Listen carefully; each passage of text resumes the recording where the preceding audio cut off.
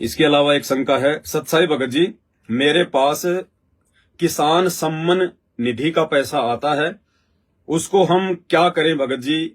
ले सकते हैं या नहीं ले सकते? क्या ये भी हराम का पैसा है? देखो भगत जी, वैसे तो परमात्मा ने सात संगतियों के माध्यम से स्पेशली सरकार से जो फ्री में जो सुविधा मिलती है, जो पैसा मिलता है, केवल उन चीजों को लेने के लिए मना करवाया है जिनको डायरेक्ट हम यूज करते हैं खाने पीने में, जैसे सरकारी गेहूं, सरकारी आटा, सरकारी चावल, सरकारी तेल वगैरह, जो राशन वगैरह आता है, वो तो हम संत रामपाल जी के भक्तों ने भूलकर भी यूज नहीं करना है। हमने बिल्कुल भी नहीं लेना है। अगर आपके परिवार वाले अनुपदेशी हैं, वो नहीं मानते हैं, वो लेते हैं, उनको लेने दीजिएगा, लेकिन आपने बिल्कुल भी वो आटा नहीं लेना है। आप उस परिवार में अकेली उपदेशी हैं, आपकी मजबूरी है उस आटे को खाना। यदि आपके परिवार वाले लेके आते हैं और आपको यदि वो आटा पिसा के देते हैं, तो खाना बनाना और खाना आपकी मजबूरी है, उसमें आपको दोष नहीं है। लेकिन आपने बिल्कुल भी ना वो सामान लेकर आना है।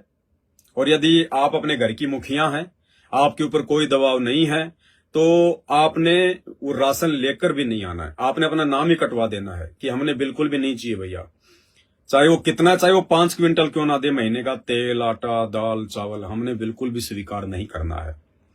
हम समर्थ के बच्चे हैं। हमारा पिता जगत सेठ है, सावड़सा सेठ है, सेठों का सेठ है, सतगुरु रामपाल जी भगवान है, जो इस सृष्टि में सभी का पालन पोषण कर रहा है।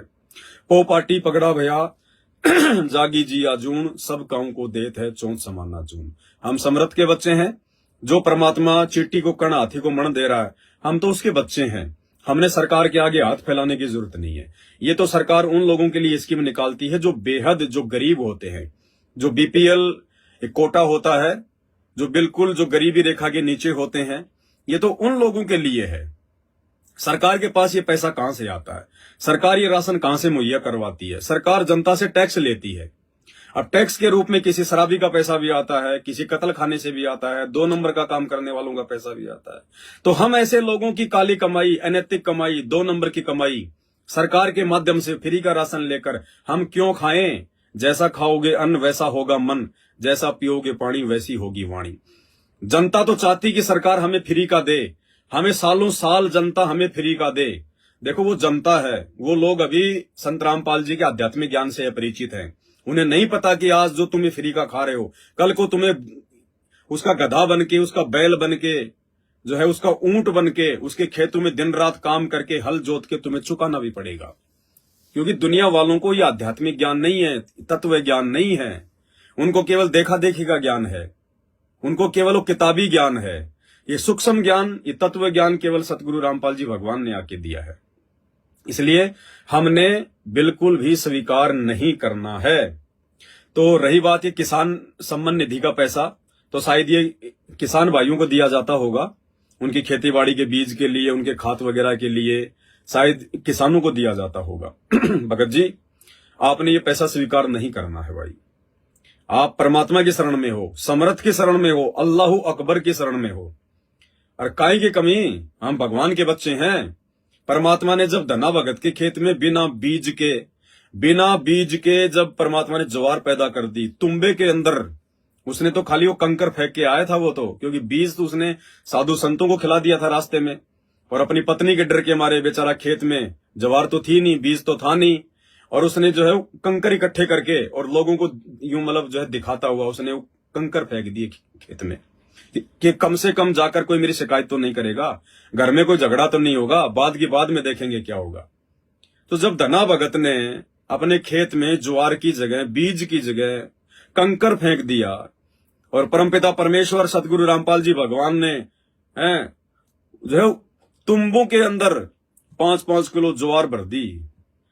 लोगों के ज्वार हुई नहीं जो जिन्होंने ज्वार बोई थी, और धना भगत ने खाली कंकर फेंके थे। परमात्मा ने पूरा खेत भर दिया तुम्बों से, और जब फोड़ा उन तुम्बों को तो उनमें जो है ज्वार, बिल्कुल साफ सुथरी ज्वार। तो हम उस समर्थ की शरण में हैं। ये संत रामपाल जी कोई और नहीं है, ये संत रामपाल जी वही है जिसने धना भगत के खेत में ज्वार पैदा की थी। ये वही परमात्मा है। समय अनुसार ये परमात्मा भेष बदल बदल कर, नाम बदल बदल कर अपनी आत्माओं को ये अनमोल ज्ञान देने के लिए आता रहता है। हम किसान भाई हैं, अब हमने अपने भगवान पर विश्वास करना पड़ेगा। हर क्रिया पर हमने भगवान पर विश्वास करना पड़ेगा। आपने किसान सम्मान निधि का पैसा सरकार से बिल्कुल नहीं लेना है। और सरकार आपको कितना पैसा दे देगी किसान सम्मान निधि का, और उस पैसे से आप क्या कर लोगे भगत जी? अगर बारिश नहीं हुई तो क्या कर लोगे? वो सम्मान निधि का पैसा आपके खेत में वो पानी डाल देगा क्या? अगर बारिश ही नहीं करेगा भगवान, और मान लीजिए आपने किसान सम्मान निधि का पैसा ले लिया संत रामपाल जी का भगत होकर, जगत वालों के लिए नहीं कह रहा मैं, बाकी लोग चाहे ले ना ले उनकी मर्जी है, केवल संत रामपाल जी के भक्तों के लिए शंका समाधान है। मान लीजिए आपने खेत में फसल लगा दी, किसान सम्मान निधि का आपने पैसा ले लिया है, बढ़िया आपके खेत में फसल जो है वो लहला रही है, और जैसे अभी रोहतक में पड़े ओले, पूरी फसल चौपट। अब बताओ कौन सी डाल अड़ा दी आपके किसान सम्मान निधि के पैसे ने? हमने भगवान के भरोसे रहना पड़ेगा। अगर हम संत रामपाल जी के भगत हैं, हमने किसी की 1 रुपए की भीख स्वीकार नहीं करनी, 1 रुपए की भीख भी नहीं लेनी हमने, ना सरकार की ना किसी और की। हमारा रक्षक, हमारा पेट भरने वाला हमारा परमात्मा है, हमारा पिता सतगुरु रामपाल जी भगवान है। आश्रय रहना पड़ेगा। ये परमात्मा वही है जिसने भगत प्रहलाद को बचाया, जिसने मीरा के जहर को अमृत बनाया, ये वही भगवान है। इसको भगत वैसे चाहिए, मीरा जैसे, प्रहलाद जैसे। परमात्मा वही चमत्कार करेगा, खड़े खड़े वही चमत्कार करेगा आज भी। तो विश्वास रखने की जरूरत है भगत जी। कहे कबीर सुनो भाई साधो, मैं तो हूं विश्वास में। संत रामपाल जी के भक्तों ने, जो किसान हैं, उन्होंने अब अपने खेतों में यूरिया खाद का उपयोग नहीं करना, बिल्कुल भी यूरिया खाद अपना एक दाना भी अपने खेतों में नहीं डालना। ना खुद ने जहर खाना, ना दुनिया को जहर खिलाना है। किसी भी प्रकार का कोई भी कीटनाशक, कोई भी जो है वो पेस्टिसाइड स्प्रे का छिड़काव नहीं करना। भले आपकी फसल हो ना हो, आप ये ना देखो कि फसल होगी या नहीं होगी, कीड़ा खाएगा नहीं खाएगा, पैदावार होगी नहीं होगी, ना हो कोई दिक्कत नहीं, लेकिन हमने अपने भगवान पर विश्वास करना पड़ेगा। हमने उसी पुरानी जो है परिपाटी पे आना पड़ेगा। आप यूरिया ठोकोगे, आप कीटनाशक छिड़काव करोगे, कितने जीव मारोगे आप? उस यूरिया को खाकर कितने जीव मर जाते हैं भगत जी। उस यूरिया, वो जहर है, वो उस फसल की जड़ में जा रहा है, जड़ से वो उस पौधे में आ रहा है, उस पौधे से फिर वो जो है वो फल बनेगा, वो बाली बनेगी, वो बाजरा बनेगा, वो गेहूं बनेगा, वो जहर होगा भगत जी। और फिर आप अपने गुरुदेव भगवान को जहर का भोग लगाओगे? आप समाज को जहर खिलाओगे? आप जहर खाओगे? नहीं। अरे जिनको ज्ञान नहीं है वो भी जैविक खेती पर जोर दे रहे हैं, वो लोग भी यूरिया को बंद कर रहे हैं। उनकी यूरिया खाने से, यूरिया डालने से उनकी जमीनें जो है वो नष्ट हो चुकी हैं। आज आप जी जो है पंजाब को देख लीजिएगा, पंजाब में हर घर में कैंसर का मरीज है, हर घर में, क्योंकि सबसे ज्यादा खाद, यूरिया, पेस्टिसाइड, स्प्रे ये पंजाब में जो है वो होता है, मतलब यूज होता है। आज पंजाब में घर घर में कैंसर के मरीज हैं। तो भाई और बहनों, हमने इन सिस्टम को चेंज करना पड़ेगा। हमें तो भगवान का सहारा मिल गया, दुनिया वालों को तो भगवान का सहारा नहीं है। भले दुनिया वाले मंदिर, मस्जिद, चर्च, गुरुद्वारे में जाते हैं, हरे राम हरे कृष्ण करते हैं, तीर्थों पे जाते हैं, लेकिन उनको भगवान का सहारा नहीं है, क्योंकि उनकी विधि सही नहीं है, शास्त्रों के अनुसार नहीं है, उनको भगवान की जानकारी नहीं है। उनको जो जैसा बता दे वहीं जाके वो ताली पीटने लग जाएंगे। उनको भगवान की जानकारी नहीं है, उनको सही भक्ति विधि नहीं है, शास्त्र अनुसार भक्ति नहीं है, इसलिए भगवान का आशीर्वाद जगत वालों के हाथ जो है वो उस चीज पर नहीं है। लेकिन आप और हमारे साथ तो साक्षात परमात्मा है, सारी सृष्टि का रचनहार धरती पर उतरा हुआ भाई, और डायरेक्ट हम उनकी शरण में हैं, हम उनकी यथार्थ भक्ति कर रहे हैं। क्या कमी छोड़ेगा परमात्मा? तो संत रामपाल जी के भक्तों ने यूरिया खाद का बिल्कुल भी यूज नहीं करना है। गाय भैंस का खाद डालिएगा अगर डाल सको तो, अन्यथा यूरिया तो बिल्कुल भी यूज नहीं करना। भले आपको आधी फसली पैदा हो, उसी में संतोष करेंगे हम, और हमारा उसमें भी काम चल जाएगा। ये जगत वाले तो यूरिया खाद वगैरह इसलिए डालते हैं कि ज्यादा से ज्यादा फसल पैदा हो। दुनिया जहर खा रही है, हम जहर खा रहे हैं, उससे कोई मतलब नहीं। बस उनका मकसद है ज्यादा से ज्यादा पैदावार होगी तो अब की बार मैं लड़के को गाड़ी निकलवा के दूंगा, घर में एसी लगवाऊंगा, कूलर लेके आऊंगा, फ्रिज लेके आऊंगा, 2 बीघा जमीन और खरीद लूंगा, ये करूंगा वो करूंगा, मैं मेरे बच्चे को जो है अमेरिका भेजूंगा पढ़ाने के लिए, मुझे इतने पैसे चाहिए। तो जगत वालों में तो भागा दौड़ मची हुई है, भौतिक वस्तुओं की, सांसारिक वस्तुओं की, एक दूसरे की देखा देखी। मेरे पड़ोसी ने खेत में मकान बना लिया, मैं भी बनाऊंगा, अब की बार जो है अच्छा वाला यूरिया डालूंगा। भगत जी, हमें परमात्मा ने सतज्ञान दे दिया, परमात्मा ने हमारी हर प्रकार की इच्छाओं को शांत कर दिया। सतगुरु मिले तो इच्छा मेटे, पद मिल पदे समाना, चल हंसा वो लोक पठाऊं जो आदि अमर अस्ताना। हमें सतगुरु मिल गए, परमात्मा ने हमें अनमोल ज्ञान दे दिया, मानव जीवन का मकसद समझा दिया कि बेटा कहां भागे जा रहा है दुनिया के पीछे पीछे, क्यों दुनिया की पेड़ पे पेड़ रख के अपने आप को मानसिक शांति से दूर कर रहा है। अरे ये दुनिया, ये तो सांसारिक है, तो भौतिक हैं, इनको तो मन बढ़ाई, दिखावा, एक दूसरे की देखा देखी। भले घर में मोटरसाइकिल की जरूरत नहीं है, लेकिन पड़ोसी फोर व्हीलर ले आए तो हमने भी लेके आना। तो हम जगत वाले नहीं हैं, हम भगत वाले हैं, हम भगत हैं। परमात्मा कहते हैं साईं इतना दीजिए जिसमें कुटुंब समाए, हम भी भूखे ना रहें साधु न भूखा जाए। हैं वो चाहे 20 स्कॉर्पियो लाके खड़ी कर दे, 3 मंजिल का मकान बना दे, सोना उसने वही 3x4 में जगह में है। एक कमरा ही काफी है सोने के लिए, बकवाद के लिए, दिखावे के लिए, चाहे वो 3 मंजिल खड़ा कर दे, उसका कोई लेन देन नहीं है। पहनेगा वो भी 2 जोड़ी कपड़े, पहननी हमें भी 2 जोड़ी जो है वो कपड़े ही है। हमने भी इन पैरों में चप्पल और जूते पहनने, वो कोई सोने के जूते नहीं पहन रहा भगत जी, उसके कोई 20 पैर नहीं है, वो केवल दिखावे में जी रहे हैं दुनिया वाले। हमने दिखावे में नहीं जीना है, हम भगत हैं। दुनिया वाले जो मर्जी करें, हमने उनकी तरफ देखना ही नहीं है। हमें हमारे गुरुदेव भगवान ने जो रास्ता दिखा दिया भक्ति का, साधारण रास्ता दिखा दिया, हमने केवल उस रास्ते पे चलना है। हमने रिश्तेदारों को खुश नहीं करना, जगत वालों को खुश नहीं करना, समाज को हमने कोई जो है खुश नहीं करना। हम लोगों की नजरों में मूर्ख हैं, मूर्ख सही, हम लोगों की नजरों में बुद्धू हैं, हम बुद्धू सही, हम गरीब हैं, हम गरीब सही, लेकिन हमने व्यर्थ का दिखावा नहीं करना है, फालतू की मानसिक अशांति को मोल नहीं लेना है।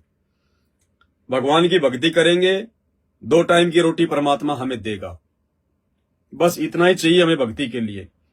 परमात्मा ने बता दिया कि बेटा अंत में तेरा यह शरीर भी 2 मुट्ठी राख बन जाएगा।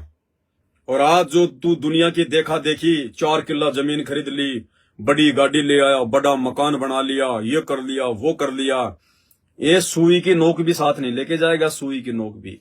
और ना तेरे मरने के बाद तुझे कोई याद करेगा। याद करते हैं भक्तों को, जब तक सूरज चांद रहेगा, मीराबाई का नाम रहेगा। हैं आज लोग याद करते हैं उस धन्ना भगत को, आज लोग याद करते हैं मीराबाई को, आज लोग याद करते हैं जो है प्रहलाद भगत को। हैं अरे उन राजनेताओं को कोई याद नहीं करता, वो भी लोगों को याद दिलाना पड़ता है। भारत का प्रथम राष्ट्रपति कौन था, भारत का प्रथम प्रधानमंत्री कौन था, फलाना दिखना याद दिलाया जाता है, कोई याद नहीं करता उनको। और जो भगत थे, जिन्होंने भक्ति करी, जो बिल्कुल सीधे साधे तरीके से रहे, समाज ने उन्हें डराया, धमकाया, उन्हें जो है मूर्ख कहा, उनको बुद्धू कहा, उन्होंने कोई परवाह नहीं की। उनको अपने गुरु से जो ज्ञान मिला उस ज्ञान से रहे, आधीनी से रहे, अभाव में अपना जीवन जिया, साधारण उन्होंने जो है वो जीवन जिया। दुनिया की देखा देखी, ब्याह शादी, लेन देन, तेरा मेरा, राजनीति नहीं करी उन्होंने।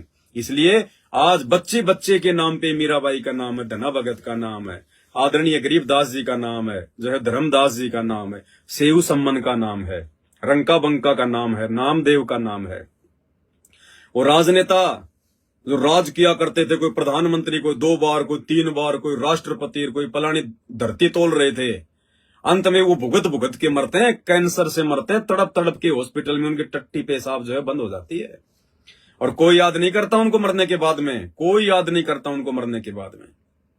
तो हमने दुनिया की देखा देखी नहीं चलना है, परमात्मा पे विश्वास करना है हमें। अब देखो पहले क्या होता था भाई और बहनों, ये यूरिया खाद वगैरह, ये पेस्टिसाइड वगैरह, ये कीटनाशक का छिड़काव, ये अभी 30-40 साल से शुरू हुआ है।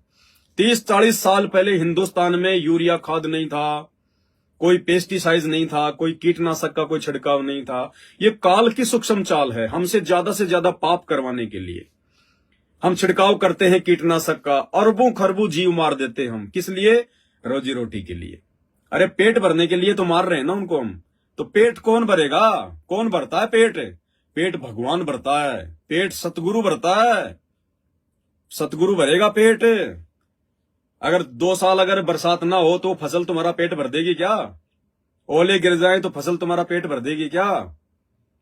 वो फसल का अच्छा होना भी सतगुरु की रजा, सतगुरु की मेहर। जब तक आपके पास में आपकी भक्ति है, आपके पुण्य कर्म है, तब तक आपकी फसल भी अच्छी होगी, आपकी भैंस भी अच्छा दूध देगी, आपके बच्चे भी अच्छे पैदा होंगे। और जिस दिन हमारे पुण्य कर्म समाप्त हो जाते हैं, जो भक्ति हमने किसी जन्म में की परमात्मा की, जब वो भक्ति हमारी नष्ट हो जाती है और वर्तमान में यदि हम सही भक्ति नहीं कर रहे हैं, तो फिर हमारे पाप कर्म शेष होते हैं। और पाप कर्म के चलते चाहे तुम कितना अच्छा करने का प्रयास करो, तुम्हारा सब कुछ बर्बाद होता चला जाएगा। तो पहले क्या करते थे, कोई पेस्टिसाइड यूज नहीं होता था, कोई हमारे दादा परदादा कोई यूरिया खाद यूज नहीं करते थे। क्या करते थे, गांव में लोग भैंस रखते थे, गाय रखते थे, भेड़ बकरियां रखते थे, उनका खाद खेतों में डाला करते थे, नेक नीति से रहा करते थे, किसी का ना बुरा करते थे ना बुरा सोचते थे। इसलिए समय पे भगवान जो है बारिश किया करता था, अच्छी उनकी फसल हुआ करती थी, उसी में आराम से खाया करते थे, कोई दिक्कत नहीं होती थी। पहले किसान अनाज को बेचा नहीं करता था, किसान केवल अपने पेट भरने के लिए अनाज जो है वो पैदा किया करता था। अब आगे चल के धीरे धीरे उनकी भक्ति कमाई हो गई नष्ट, उनके जो पुण्य थे वो नष्ट हो गए, पाप कर्म बच गए। उसके बाद में आपत्तियां आने लग गई, कभी फसल बर्बाद हो गई, कभी अच्छी हो गई। फिर ऊपर से ये यूरिया खाद इस काल ने शुरू करवा दिया, अधिक पैदावार करने के लिए पेस्टिसाइड शुरू करवा दिया, और ज्यादा हम लोग जो है मतलब पाप कमाने लग गए। अब फसल पैदा करते हैं और वो खरबूजियों को कीटनाशक छिड़क छिड़क के बेवजह मार देते हैं हम, सिर्फ अपने इस पेट के लिए। पेट परमात्मा भरता है। अरे विचार करो, जब हम माँ के पेट में 9 महीने थे, 9 महीने जब माँ के पेट में इंसान रहता है, तो कौन सा किसान जो है वो फसल उगाता है, कौन सा वो जो है बिजनेस करता है। माँ के पेट में 9 महीने उस जिस परमात्मा ने हमारा पेट भरा, हमारे को पाला, हमारे को पोषा, क्या वो परमात्मा माँ के गर्भ से बाहर आने के बाद हमारा पेट नहीं भरेगा? भरेगा, भरता है परमात्मा। लेकिन हमें परमात्मा की परिभाषा याद नहीं है, हम परमात्मा को भूल गए, हम भक्ति करना भूल गए। इसलिए अपनी ही तिगड़मबाजी में हम लगे रहते हैं, और अपनी तिगड़मबाजी कभी सफल नहीं होती, कभी भी सफल नहीं होती, उल्टा हमें भगवान का दोषी बनाती है। तो पहले क्या करते थे अपने दादा परदादा, अगर आप लोगों को ध्यान हो तो, हमें तो ध्यान है, जब हम छोटे छोटे थे, 8-10 साल के थे, तो जब हमारे दादा परदादा, जब उनके परदादा को तो दास ने नहीं देखा, दादा को देखा है, जब हम लोग छोटे छोटे थे, जब अच्छी बारिश हो जाती थी तो अपना हल वगैरह से, अपने बैल से या ऊंट से, या फिर ट्रैक्टर भी थे उस समय, ट्रैक्टर वगैरह से खेत को जो है वो जुताई वगैरह वो कर दिया करते थे। और जिस दिन वो बीज डालने के लिए जाया करते थे, खेत में बीज बोने के लिए जाया करते थे, गेहूं का, बाजरे का, जवार का, मक्का का, उससे एक दिन पहले जिसको भी वो पूजा पाठ करते थे, जो भी उनका कुल देवता होता था, उनकी कुल देवती जो उनकी वो कुल देवी होती थी, जिसको भी वो मानते थे, ब्रह्मा विष्णु महेश को, माता मसाणी भैरव भूत हनुमंत को, क्योंकि उस समय ये तत्व ज्ञान तो नहीं था, ये ज्ञान तो नहीं था कोई देने वाला। जो भी वो परंपरागत अपनी पूजा पाठ हमारे दादा वगैरह जो किया करते थे, गांव में जो लोग जो किया करते थे, बीज डालने से एक दिन पहले वो उसके नाम पर कढ़ाई जो है वो किया करते थे। कढ़ाई क्या होती है, कोई भी मीठा पकवान बनाया करते थे, लापसी बना दी, हलवा बना दिया, सीरा बना दिया, खीर बना दी, इस प्रकार का अपने कुल देवता या फिर वो कुल देवी के नाम पर वो कुछ जो है मतलब मीठा बनाया करते थे, और वो उसको भोग लगाया करते थे। अच्छी फसल के लिए, अच्छी पैदावार के लिए अपने कुल देवी या फिर जो है कुल देवता को जो है अपना वो भोग लगाया करते थे, उसकी जो है पूजा पाठ वो किया करते थे। फिर दूसरे दिन वो बीज अपने खेत में डालने के लिए जाया करते थे, और बहुत अच्छी उनकी फसल होती थी, बिना यूरिया के, बिना कीटनाशक के, बिना पेस्टिसाइड्स के। तो भाई और बहनों, हमने भी उसी परिपाटी पे आना है।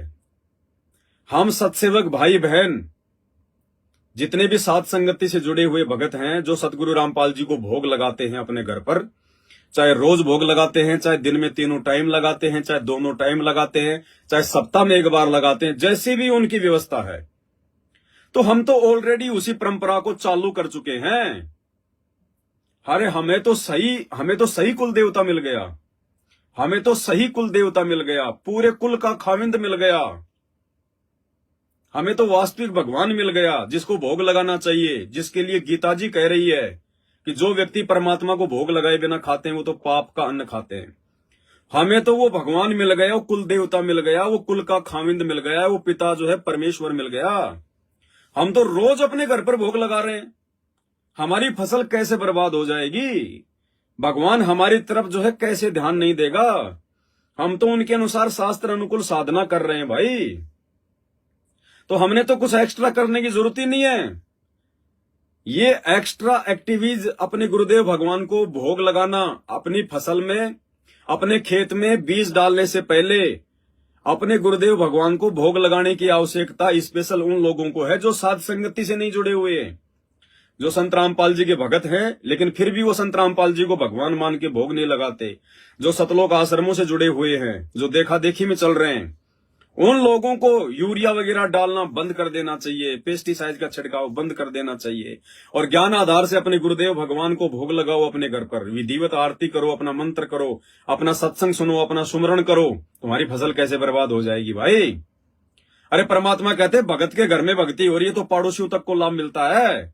तो भगत अगर अपने खेत में काम करेगा, भगवान का वो सत्संग सुनेगा, अपने आरती करेगा, अपने मंत्र करेगा, भगवान को भोग लगा रहा है, अरे तो भाई उस खेत में, जिस खेत में काम करते करते, जिस खेत में बीज डालते डालते, जिस खेत में अपनी फसल को तैयार जो है करते करते, जिस खेत में वो भगत अपना भगवान का वाणी चला रहा है, सत्संग चला रहा है, वो शब्द सुन रहा है, इस जुबान से मंत्र जाप कर रहा है या मानसिक जाप कर रहा है, जो अपने घर पर भगवान को भोग लगा रहा है, शास्त्र अनुकूल भक्ति कर रहा है, अरे पड़ोसियों की फसल भी नहीं बिगड़ेगी। परमात्मा तेरे आड़ोस पड़ोसियों की जो फसल है उसको भी बचाएगा। इतना जो है असर परमात्मा की वाणियों में, उनके शब्दों में है। तेरी तो छोड़, तेरे पड़ोसियों की फसल को भी परमात्मा जो है बर्बाद नहीं होने देगा। और तुझे टेंशन हो रही है अपनी खुद की फसल की, तो भाई ये ज्ञान की कमी है, ये विश्वास की कमी है। तो हम सत्सेवक भाई बहन जो किसान हैं, जो खेतीबाड़ी का काम करते हैं और जो अपने गुरुदेव भगवान को रोज अपने घर पर भोग लगाते हैं, शास्त्र अनुकूल भक्ति साधना करते हैं, साध संगति से जुड़े हुए हैं, हमने भाई किसी भी प्रकार का कोई भी कीटनाशक अपने जो फसल के ऊपर छिड़काव नहीं करना है। हमने किसी भी प्रकार का यूरिया खाद का छिड़काव नहीं करना है। और आजकल एक बहुत भुंडी बीमारी इन गांवों में, जब किसान अपने खेत में जब वो बीज डालने जाता है तो बीज में भी एक वो आता केमिकल जिसको बोलते हैं एल्ड्रिंग, जहरीला आता वो बीज में डाल के फिर उसको मसल के बीज को पूरा और फिर खेत में डालते हैं ताकि बीज खराब ना हो जाए। और भाई और बहनों, जब वो बीज को हम डालते हैं खेत में, उस बीज को जब वो जो ये पक्षी होते हैं, जब ट्रैक्टर चलता है बीज डालता है खेत में, तो पीछे पीछे बहुत सारे बगुले, ये पक्षी, ये उसको खाते हैं बीज को, बेचारे वो मर जाते हैं। भाई और बहनों, हमने अब बीज में किसी प्रकार की कोई दवा डाल के उसको मसल के अपने खेत में नहीं डालना। बिल्कुल सिंपल बीज डालेंगे हम। और बीज भी हमने कोई स्पेशल क्वालिटी का नहीं लेके आना कि साहब ये ब्रांडेड बीज है, नहीं। ब्रांडेड तो भगवान बनाएगा अगर भक्ति करेंगे तो। हमने नॉर्मल जो गेहूं होता है, जो ज्वार बाजरा, जो मक्का नॉर्मल है, जो अपने घर पर है, जो अपने खेत से जो पैदा हुआ है, उसी को हमने अपने खेत में डालना है। कोई पेस्टिसाइड नहीं, कोई एल्ड्रिंग नहीं, कोई बीज में कोई जो है वो केमिकल डालना नहीं है, ऊपर से ना कोई यूरिया खाद डालना, कुछ नहीं डालना। हमारा रखवाड़ा, हमारा रक्षक, हमारा भगवान है, हमारा भगवान। और देखो एक बार अपने भगवान पे विश्वास करके देखो। 1 साल फसल अच्छी नहीं हो रही, कोई बात नहीं। 2 साल नहीं हो रही, कोई बात नहीं। 3 साल नहीं हो रही, कोई बात नहीं। देगा भगवान, अंत में इतना दे देगा, छप्पर फाड़ के दे देगा, तुम्हारे 3 साल का एक बार में पूरा कर देगा। ये दास जीता जागता एग्जाम्पल है। दास ने सौगंध खाई थी 2-3 साल पहले। देखो भाई, कोई शरीर में कोई ज्यादा पीड़ा हो रही है तब तो देखो गोल्ड दवाई वगैरह जो की लेनी पड़ जाती है। लेकिन नॉर्मली जो खांसी सर्दी जुकाम वगैरह है, इनमें दास ने सौगंध खा ली कि परमात्मा चाहे खांसी सर्दी जुकाम चाहे कितने भी हो जाए, क्योंकि ये तो गंदगी है। लोग तो डर जाते हैं, खांसी हो गई, जुकाम हो गई, सर्दी हो गई है, लोग डर जाते हैं। नहीं, अरे वो शरीर की वो गंदगी है, वो बाहर निकलनी बहुत जरूरी है। जब हमारे को जुकाम लग जाती है तो जुकाम में क्या है, वो शरीर में वो गंदगी जमा हो गई, वो जो है वो कफ जमा हो गया, खांसी हो गई, शरीर के अंदर फालतू की चीजें जो हम खा लेते हैं, वो चीजें जो है शरीर में वो जो है वो जमा हो गई है, वो बाहर निकालेगा शरीर उसको। तो हम उसको गोली दवाई खा के हम उसको रोक देते हैं, वो रुक जाती है, लेकिन वो तो निकलेगी कैसे? फिर फोड़े फुंसी होंगे, उनमें भाई उनमें जो है मतलब कि मवाद निकलेगा, वो निकलेगी वो गंदगी, तो उस गंदगी को निकलने दो। ये सीजनल होता है, ये सर्दियों में या जब भी आपको खांसी हो जाए, जुकाम हो जाए, तो आप हमने कोई गोली दवाई नहीं लेनी है। जिसको विश्वास है उन्होंने कोई ये खांसी जुकाम और सर्दी की कोई हमने गोली दवाई नहीं लेनी है। वो गंदगी है, उसको बाहर निकलने दो। तो दास ने परमात्मा से संकल्प किया कि परमात्मा खांसी सर्दी जुकाम की कोई दवाई आपका दास नहीं लेगा। भाई और बहनों, 2 साल तक दास को जो है जुकाम भी हुई, खांसी भी हुई, दास ने कोई गोली दवाई नहीं ली। 10 दिन रही, 15 दिन रही, दास ने खूब नाक साफ किया, खूब खांस खांस के पूरा मैल बाहर निकाला। आज 2 साल हो गई है, ना तो दास को पिछली सर्दी में कोई जुकाम हुई, ना कोई खांसी हुई, ना दास को इस सर्दी में कोई जुकाम हुई, ना कोई खांसी हुई, बिल्कुल नहीं हुई। क्यों? क्योंकि शरीर ने अपने आप को उसी प्रकार से एडजस्ट कर लिया। जब हमने उसको खुराक नहीं दी तो ये शरीर एक जो है कंप्यूटर है, परमात्मा का बनाया हुआ, इसने देख लिया कि ये कोई फालतू की चीज नहीं खाएगा, तो उसने भी सर्दी जुकाम करना ही बंद कर दिया। ये हकीकत है, रियलिटी है, दास आपके सामने बैठा है। नहीं तो सर्दियों में हर किसी को खांसी जुकाम होता ही होता है। दास को 2 साल से मालिक के दया से ना जुकाम ना कोई खांसी। क्यों? क्योंकि पहली बात तो हमने फालतू की बाजार की चीजों को खाना छोड़ दिया।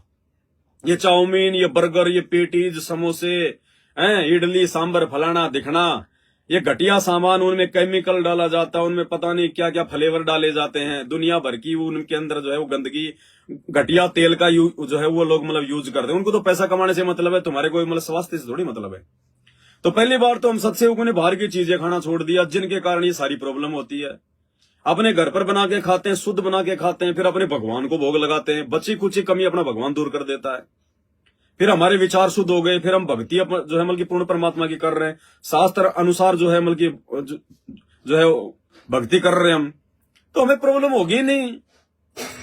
अरे आने वाले समय में परमात्मा के बच्चों को कोई बीमारी भी नहीं होगी किसी भी प्रकार की। भगत को हॉस्पिटल जाना ही नहीं पड़ेगा, कुछ नहीं होगा, अट्टे कट्टे शरीर होंगे, स्वस्थ शरीर होगा, परमात्मा के बच्चों का चमकीला शरीर होगा, क्योंकि हम परमात्मा के अनुसार चल रहे हैं, हम परमात्मा के हो चुके हैं, हमें कोई रोक शोक नहीं होगा किसी भी प्रकार का। तो सत्सेवक भाई बहनों ने तो अपनी फसल में किसी भी प्रकार का कीटनाशक, यूरिया वगैरह बिल्कुल भी नहीं डालना, भूल कर भी।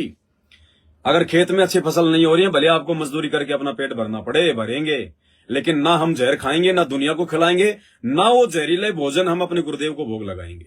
इन बातों का हमने विशेष तौर से ध्यान रखना है। और तो जो किसान सम्मान निधि का जो पैसा है, भगत जी ने पूछा है, तो भगत जी आपने किसान सम्मान निधि का पैसा बिल्कुल भी नहीं लेना है, क्योंकि वो सरकारी पैसा है, सरकार के पास में 2 नंबर का पैसा है, वो टैक्स का पैसा है, वो लोगों की 2 नंबर की कमाई से आता है। कोई शराब माफिया है, कोई कत्ल खाने वाला है, कोई 2 नंबर का काम करने वाला है, कोई बीड़े गुटखे की भाई किसी की फैक्ट्री है, तो किसी की शराब की फैक्ट्री है, उनके पास में तो सबका पैसा आता है। हम वो दुनिया की वो गंदगी क्यों खाएं मेरे भाई, क्यों खाएं? जब भगवान ने हमें यहां तक विश्वास दिला दिया एक सत्संग में कि भाई और बहनों, जब तुम्हारे घर में 2 दाने होंगे, सुबह मटका भरा हुआ मिलेगा, मटका भरा हुआ, तो फिर हमने ये सरकारी पैसा क्यों खाना, ये दुनिया का टैक्स का 2 नंबर का पैसा क्यों खाना? हम परमात्मा के बच्चे हैं, विश्वास करना पड़ेगा, विश्वास करेंगे तो भगवान भी उतना ही हमारे लिए फिर आगे बढ़ेगा। तो आपने किसान सम्मान निधि का पैसा बिल्कुल भी नहीं लेना भगत जी।